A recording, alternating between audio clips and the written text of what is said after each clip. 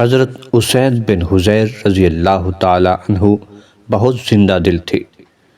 محفل میں تہذیب و شائستگی کے دائرے میں رہتے ہوئے ایسی مزاحیہ گفتگو کرتے کہ اہل محفل کشتے زعفراں کی طرح کھل اٹھتے اور ان کے لبوں پر مسکراہٹیں بکھر جاتی۔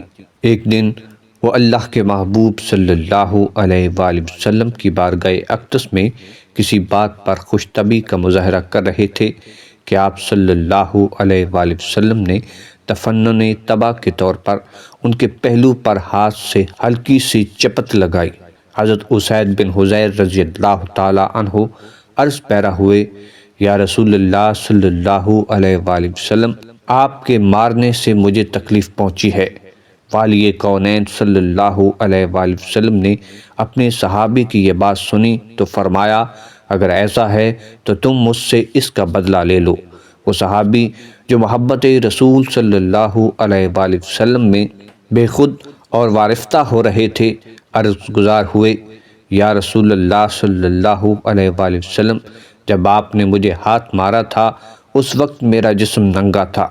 یہ سن کر اللہ کے محبوب صلی اللہ علیہ وآلہ وسلم نے اپنی پشت اقدس پر سے قمیض مبارک اٹھا دی اور فرمایا، لو اپنا بدلہ لے لو۔ اس پر وہ جاں نثار صحابی وجد میں آ کر جھوم اٹھا۔